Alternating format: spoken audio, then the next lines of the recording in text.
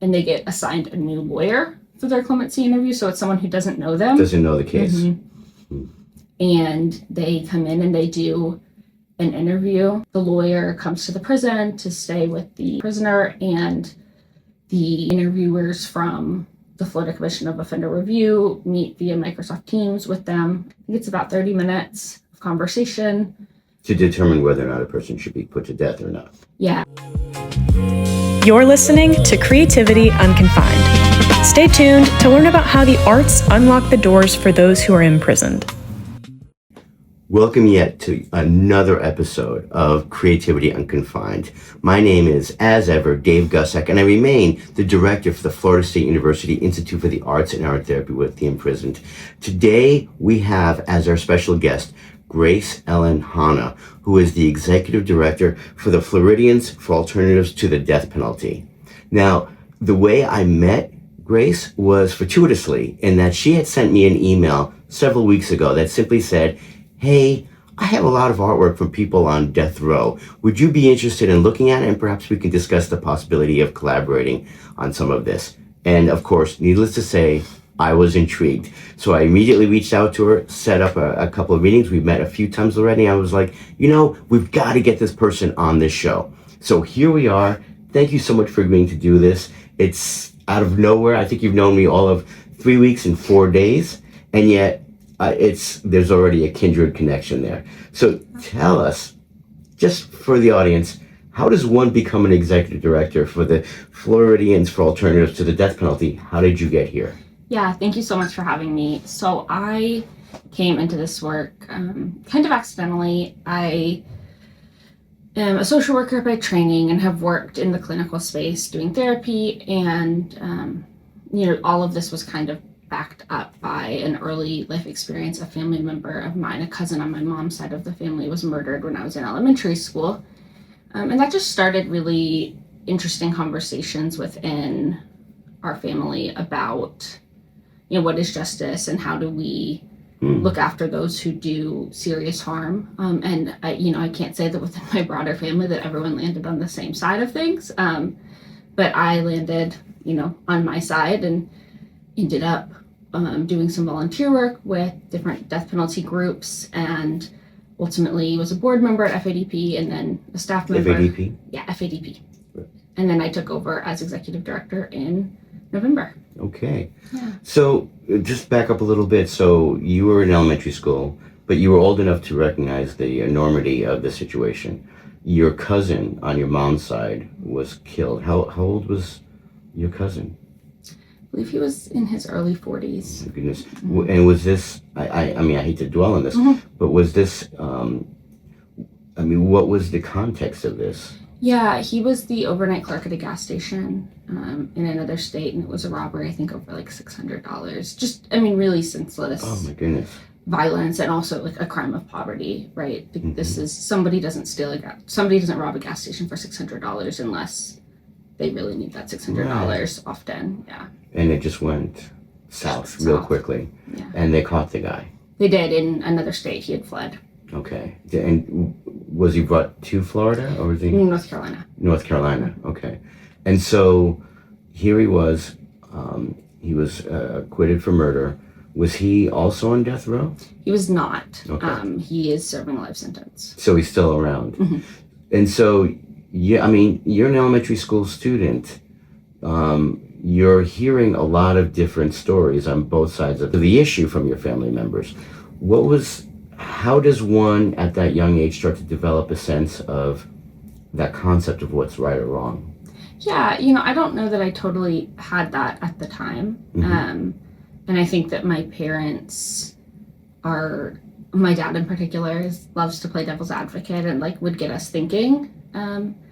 And that, I think that we really did have both kind of sides of things, as far as there can be two sides to how we treat other human beings, but had both of those presented to us. And, I can't speak to how extended family, landed on the issue, but I do know that my brother's a public defender and I am doing this work. And so the way conversations went in our house was towards empathy and, a broader understanding of the human being who committed, I can acknowledge a heinous crime. Okay. So even within that context of recognizing that there's a heinous crime and knowing that somebody deserves to be punished or potentially rehabilitated, there's the emotional and philosophical perspectives of the death penalty, and then there's the pragmatic side of the death penalty. This is a loaded question, but what are your perspectives on both sides of those concepts? Yeah, I completely understand how someone who experiences an act of violence or has an act of violence, on someone they love could land thinking that the death penalty is the appropriate punishment, right? I think that some things are so terrible and that is such a human reaction, right? To want retribution or to want things to be made whole, right? And I think that it is, it's not going to solve anything, right? If the death penalty brought people back, right? Yeah.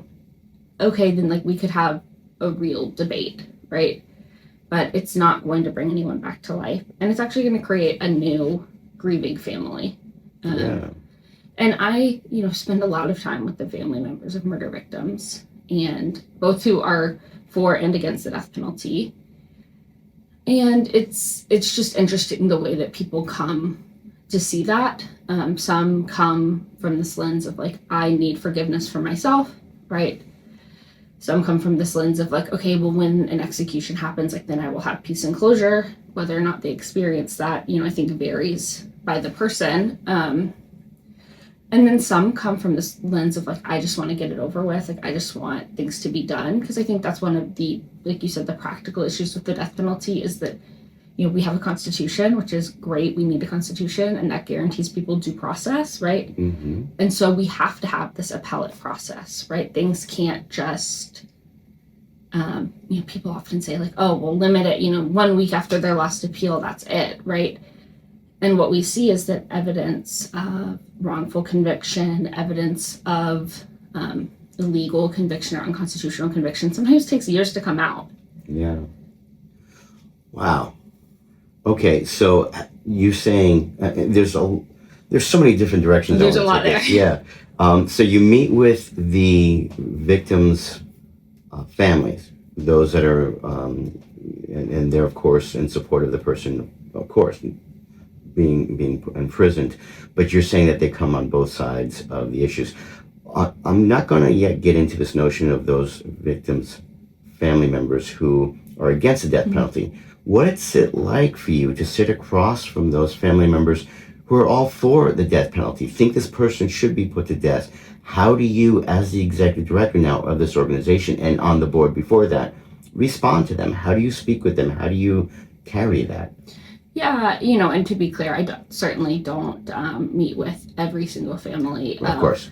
Of someone who, every single family of a victim where a crime has resulted in a death sentence. But when they reach out or, when contact is made and they want to do that, I am always glad to do it. I think it's, particularly that happens prior to an execution. They'll reach out often on social media, which I think is really interesting. They'll send us a message. And it, it's difficult, right? It's every murder is a tragedy, right? And I say that about executions, every execution begins with someone's worst day, right? And so I'm, seeing them at a moment when after 20, 30, 40, 47 in one case years, they are having the worst day of their life kind of brought back up. And not just brought back up, but brought back up in a way that is very public and can be used in a way that's politically advantageous for people. And, in a way they're kind of brought out and presented as here is this family that we are getting justice for today. And some who support the death penalty are really, lean into that. And some really, they're I kind of want this to be, done, or this is something I feel I need for myself. And that's, kind of a private act of closure, if you want to call it that. But really they land on all sides of the issue. And so I just try to approach it with empathy for the fact that, like, these are hurting people who often have been hurting for a really long time and who have been promised that, you know, on this unspecified date in the future, right? You know, they're told this at trial, like, right, like, one day in the future, you'll have an execution and then you can have peace. And I really do always lead with, like, I hope this gives you that, right? And, you know, Sister Helen Prejean talks about in her book that early on, a victim's family, the victim's father came to her and said, you know, you always offer support to the inmate or to the condemned, and why don't you offer support to us? And she, you know, said it was kind of embarrassing to me that, like, I hadn't thought of that before, or I had been too cowardly to be willing to sit with those people. And that's kind of the approach I've taken. I'm not, you know, claiming to be any expert at it, but when they want to talk, I think I have a duty to do that, especially if I'm going to stand out there and say that we don't need the death penalty. That's such a courageous act, to be willing to sit across from the victim's family member and recognize that they want this to be carried through, and your stance is this needs to stop. And certainly you don't push that agenda, you sit there and you pay attention. And you're saying that there are some times where it doesn't feel like that there's that sense of peace that they were promised that may happen after. Have you had any follow-up? Were you able to speak with any family members after the execution takes place? Yeah. So I want to, you know, respect everyone's privacy here, but there was an execution several years ago, and I'm sure we'll talk about, you know, what has been happening with executions in Florida, but where the victim's family was very in support of the execution and came and witnessed the execution, because that's allowed in Florida. Yeah. And then maybe 6 months or a year later, reached out to the sister of the man who had been executed and just said, like, hey, like, I wanted to let you know, like, I don't feel better. And they've actually developed somewhat of a relationship, which is really cool. But it's also really sad that this is, you know, how this happened, right? Like, they could have been friends just because they were friends, right? Yeah. Okay, I'm going to ask a personal question, because this affects me as well. And a lot of people don't often realize this. So we're going to turn the spotlight just a smidgen here, because I want to put this in context. You know, I have been involved within this work in correctional spaces for 35 years. I have family members, cousins and aunts, and who are very supportive of what I do, believe in what I do. And then I have some family members who are, how shall we say, a little bit more conservative in their viewpoints, and think that I'm just a bleeding heart liberal, or that they don't really pay attention to what I do because they're on the other side. I'm on the other side of the fence, and so I'm coddling them and I'm doing things. So needless to say, those aren't conversations I like to have during Thanksgiving, and I rarely speak with them about my own work. How do you negotiate that space with family members? Because what I do is considerably more gray than you, right? I work with many people inside, some people with very short sentences, some people who are obviously innocent, people who are placed there because mental health care is not available on the outside, so they imprison them. So mine's a little bit gray, and I can defend it a little bit stronger. Yours is a little bit more black and white. Yeah. What is that like, if you don't mind me going into that detail, to be at a family function with people who think that what you're doing is quite frankly wrong? Yeah. Are you speaking about within my own family? Yeah. Yeah. You know, I think the phrase I've been using lately, even to talk about some of my friends, is like, well, you know, they're not on my side of the issue, but they're on my side. Okay. You know? Oh, that's right? Nice. What's that like? Yeah. You know, I think living in Tallahassee is really interesting because a lot of people work in state government, right? And, you know, to be clear, I think that ending the death penalty is also a conservative issue. There are plenty of conservatives who believe that it's wasteful and that it's not pro-life, right? That the death penalty is. So, you know, people can fall on both sides. But, you know, I think I tend to, just like as a matter of my personal like ethos is to lean into the idea that people are doing the best that they can with the information that they have, right? And just because they don't oppose the death penalty right now doesn't mean that they won't oppose the death penalty one day.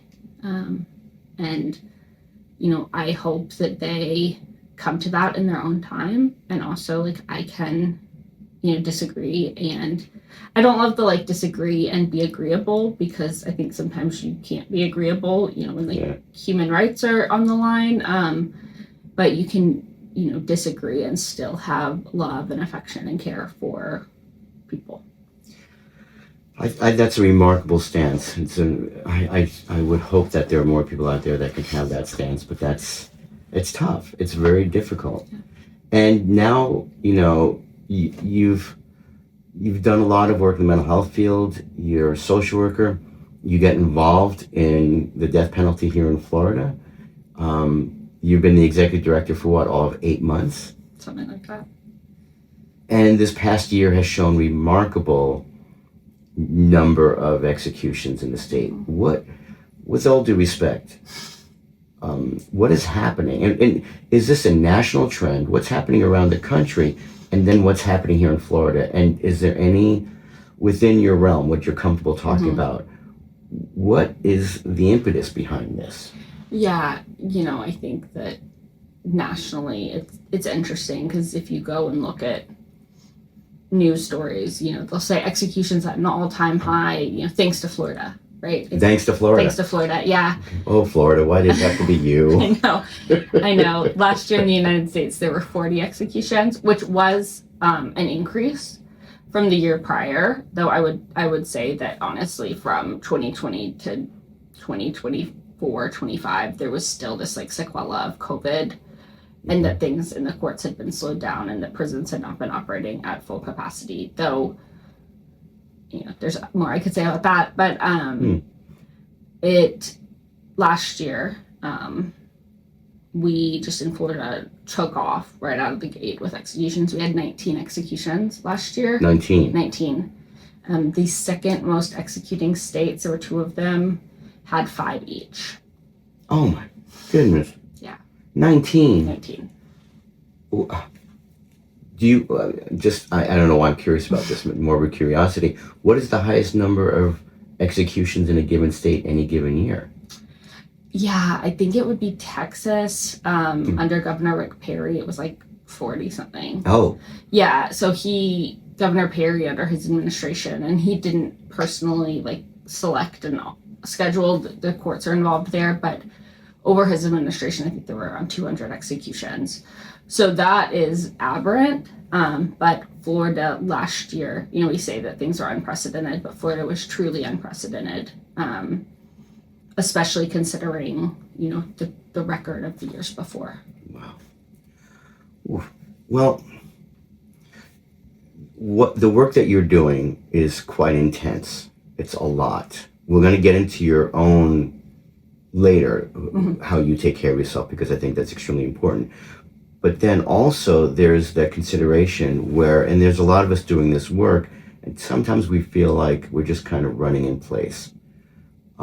So what I would like you to do is talk about some successes that you've had, both this past year as the new executive director and as the board director, and how effective is this organization, and what can we look forward to as we move forward? Yeah, I think that right now we are in this period of time where the executions are not slowing down, right? So in Florida, executions are set and scheduled by the governor alone, which is actually fairly unique to Florida. Other executing states have either the attorney general or a court. So the governor makes that decision, yay or nay? Yay or nay. So it's not even yay or nay, it's I want to have an execution, and here's a list of people who have exhausted their appeals and gone through their clemency interview, which is a sham in Florida also, but have gone through their clemency interview, and I'm going to choose from this list. Wait, explain to me the clemency interview, and why do you say that it's a sham in Florida? Yeah, so I can't speak to how it works for non-capital cases. So okay. I don't know, but in Florida, no one has been granted clemency since 1983 from death row. Ever? Since '83, Governor Graham. Really? Mm-hmm. What's the criteria for clemency that makes it so difficult for them to acknowledge that perhaps an 80-year-old should not be put to death? I'm sorry if I bring up something so specific. No. On Friday night, the governor signed a death warrant for an 80-year-old. So that's not that unspecific. He'll be the oldest person executed in Florida. And, I don't know because the clemency process is fairly secret. But we don't know, anytime after someone's appeals have been exhausted, they don't always get it immediately, but they can get a letter saying, you have a clemency interview on X date, and they get assigned a new lawyer for their clemency interview. So it's someone who doesn't know them. Doesn't know the case. Mm-hmm. And they come in and they do an interview. The lawyer comes to the prison to stay with the inmate or the prisoner, and the interviewers from the Florida Commission of Offender Review meet via Microsoft Teams with them, and I think it's about 30 minutes of conversation. To determine whether or not a person should be put to death or not. Yeah, and then the lawyers submit a memo, and oftentimes, depending on the case and the involvement of family and friends, they can submit information. I think that's actually an opportunity to submit artwork and talk about just someone's growth in prison. But that report goes to the clemency board, which is the governor and his cabinet. And right now, I guess I will note that all of the governor's cabinet, save for the commissioner of agriculture, were appointed by the governor. And so to get clemency, the clemency board, anyone on the clemency board can receive that packet and request a clemency hearing. And then the governor and a majority of the board have to vote for clemency, but they have to actually request the clemency hearing first. So often we believe that people aren't even getting that, they're just having the interview. I think we've talked about this before, and you may have actually read Art on Trial, Art Therapy and Capital Murder Cases.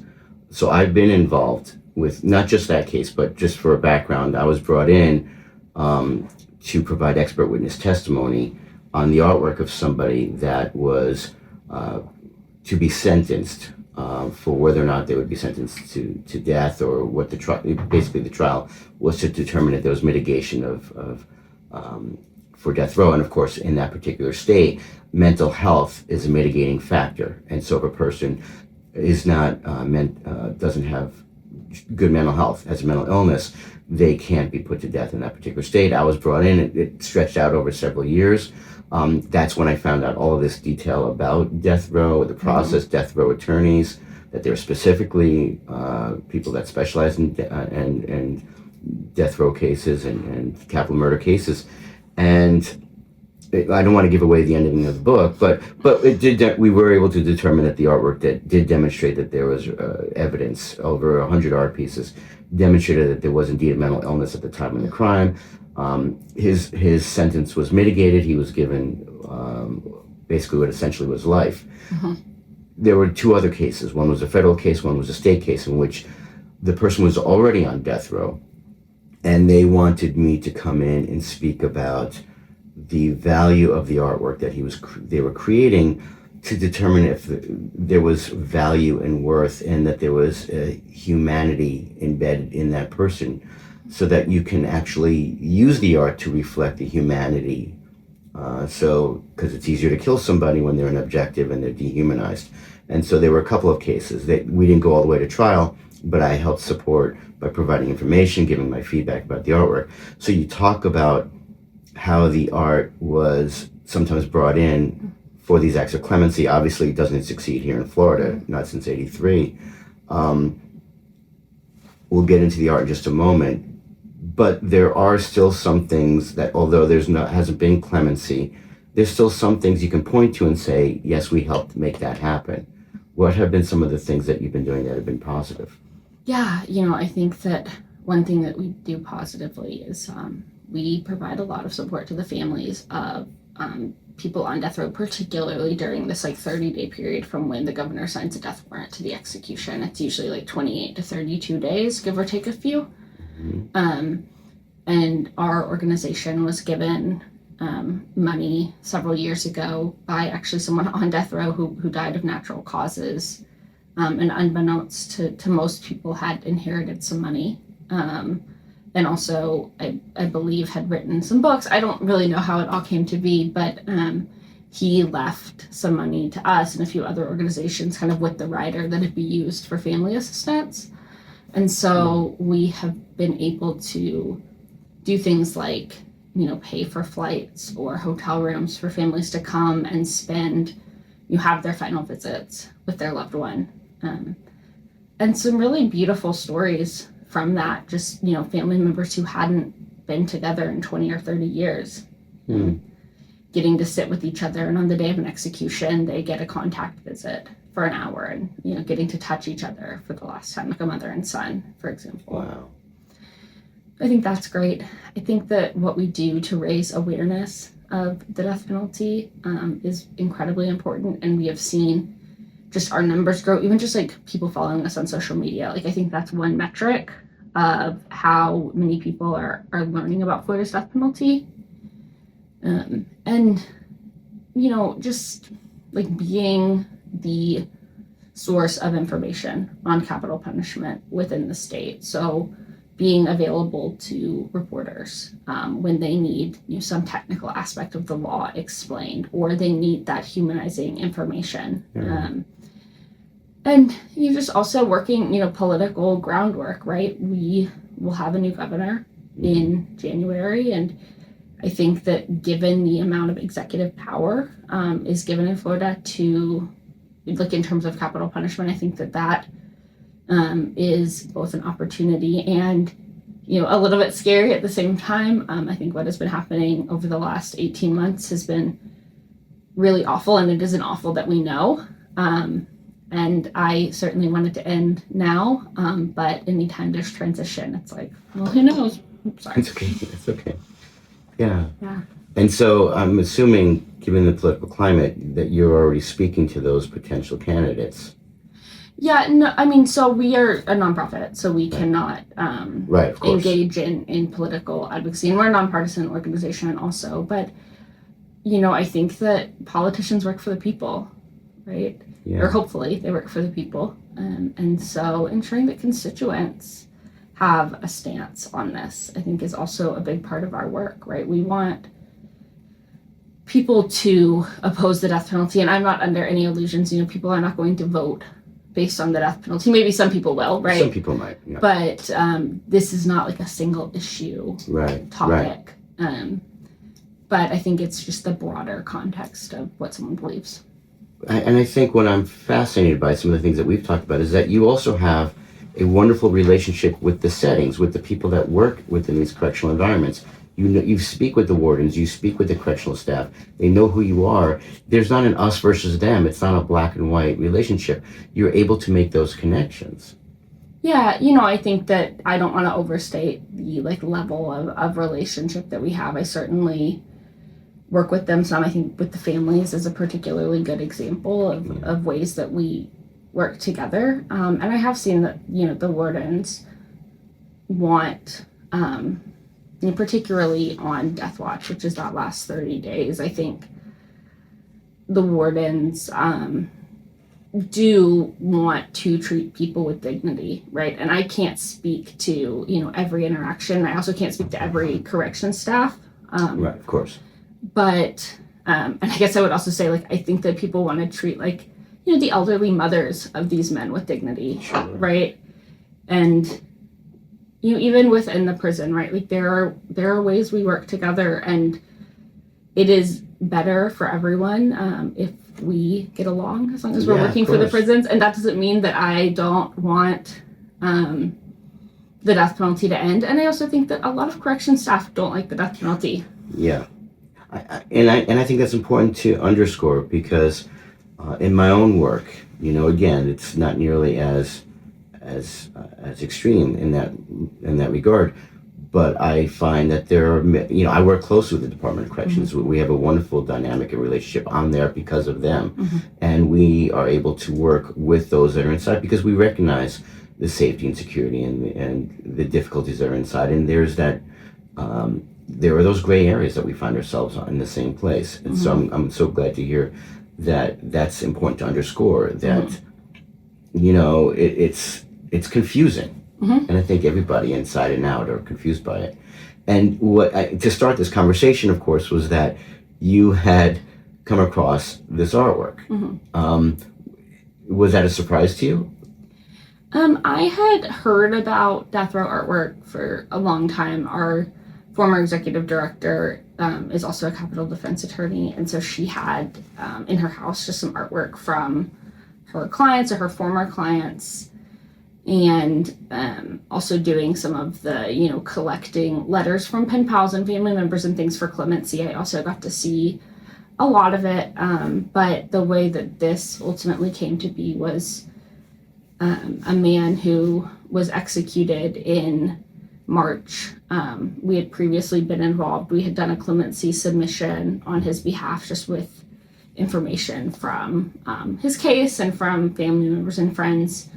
And so I was very familiar. And then when he got a death warrant, he left a lot of his art to a dear friend of his, and she was gracious enough to allow FADP to use it. You know, it is not ours, but we are fortunate enough to get to steward it for a little bit. So when you say that for you to use it, how, you know, how do you see it being used? What is its role in all of this? I think art is really humanizing for people, right? These are human beings who are living their life in prison.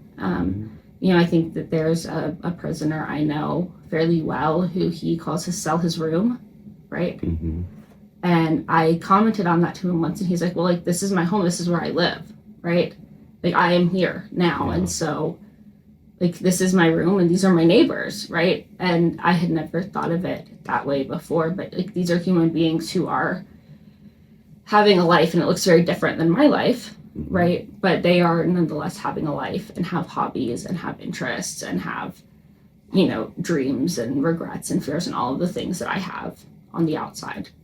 How would you describe this artwork? And there's a couple of unusual pieces, and we'll be showing them in this video. We'll be able to take images of these and put them up, but describe some of the pieces that you've seen. And there's a few unusual pieces, but yes, please. Yeah. So the particular artist that I'm speaking of painted a lot of nature scenes. His friend who had shared them with us was she's a scientist, and so she had sent him some photos of her trips to the Arctic in particular, and he painted those, and it's really interesting. It's a guy who had probably never left Florida, right? And he's painted these incredibly beautiful Arctic scenes. Any way to escape, right? Yeah. And you know, other things, but I do think we see a lot of artwork. We see a lot of birds, which I know you and I have talked about a little bit. Lots of birds. We do see a lot of birds inside. Yeah. Who else can go over the wire? Right. And you know, some self-portraits. I think those are always very interesting. When you say interesting, I often like to say that people use the word interesting when they either can't find the right words, or there are words that they're not allowed to say in public. So when you just say that you find self-portraits interesting, what's interesting about them? You know, and I joke, like, I have an aversion to psychodynamic therapy, so I don't want to get too deep, you know. But this isn't psychodynamics, but I think I'm thinking of one piece in particular that I've seen where the individual had drawn, you know, the side of his face and his eye, and in, you know, the black part of the center of his eye, there was a reflection of his cell. And oh wow. And that was really incredibly striking to me. And there was a little tear in the corner. And this was someone who was not outwardly particularly emotional, right? And then we see this incredibly emotional and self-reflective piece of art that, you know, I think that it just goes to show that no one is one-dimensional. Yeah. Right. You know, I think that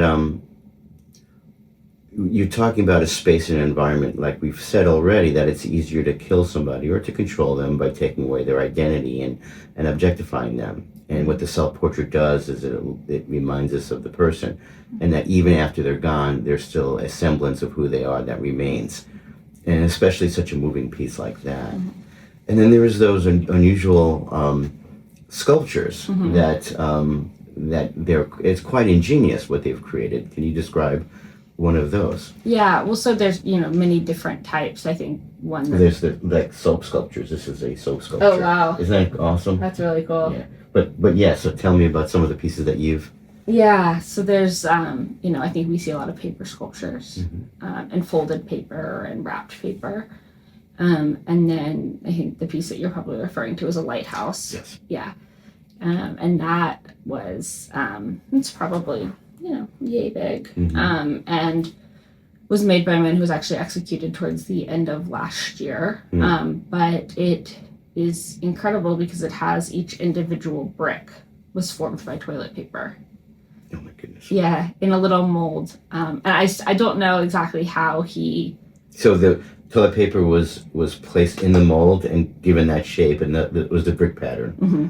And you had said something when we spoke about this, so I'm not going to pretend that I'm hearing about this for the first time. We did speak about this.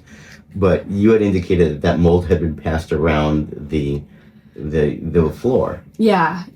I think there's a lot of, as you know, in prison, a lot of shared ingenuity, yeah. Right? And often for good, right? I think that it's pretty hard to think, to me at least, to think of art in prison as anything other than like unmitigated good, right? Like this is people using That's their a different time. Conversation. Yes, people using their time productively is good and helps behavior and helps safety in prisons and all of these things. And but yes, and it's interesting. The lighthouse.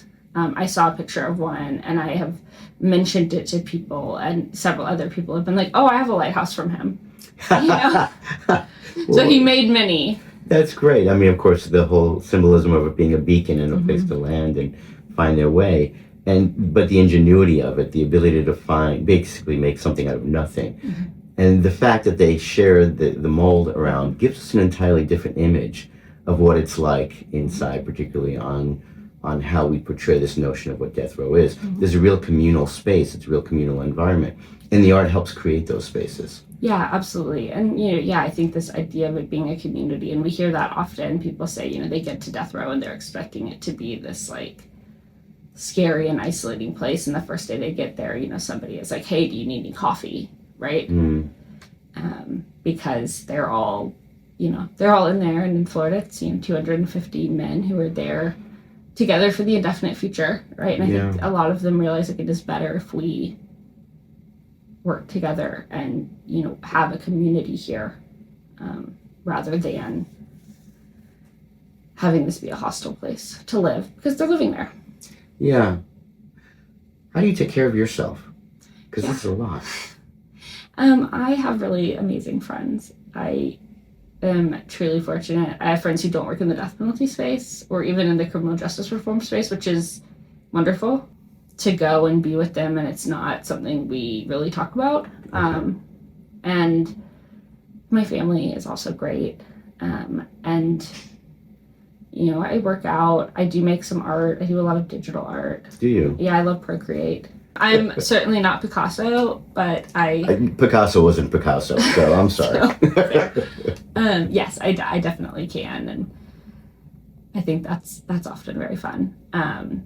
And just, I think I am someone who tries to be really values driven and to think about what kind of person do I want to be? And right now in my life, I want to be someone who is doing meaningful work. Yeah. And so with that comes this understanding that I have to take care of myself for it to be sustainable. Good.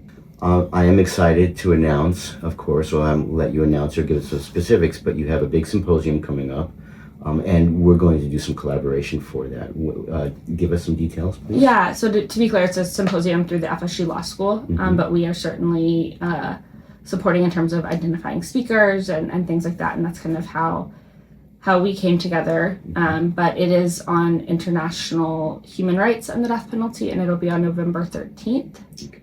So really exciting. There's some great speakers. Sister Helen is actually going to be one of the speakers. I know everyone, when I say that, they're like, okay, well, I'll be there. One of the things that we'll be collaborating on is to do an art show specifically for those art pieces that were done on death row. And we'll be in communication over the next few weeks, hopefully with the Museum of Fine Arts here at FSU. Also, on top of that, we'll be doing our symposium March 4th through the 7th on the arts inside. And we've already spoken about bringing some of those pieces as well for that big exhibition we'll be doing at the Museum of Fine Arts that Thursday evening. So we're very excited, and the collaboration won't stop there. And so as long as there's creating inside, as long as there's creative expression inside, and we need to find a way out, we'll be working together on all of this. I'm so excited about future working together and your willingness to come here in person and share your stories. Thank you so much. Absolutely. Thank you for having me. Creativity Unconfined has been brought to you by Florida State University's Institute for Arts and Art Therapy with the Imprisoned. Special thanks to our producers Sydney Nichols and Malia Burrows, as well as Florida State University's College of Fine Arts. If you like what you heard, and even if you didn't, please support us by liking and subscribing.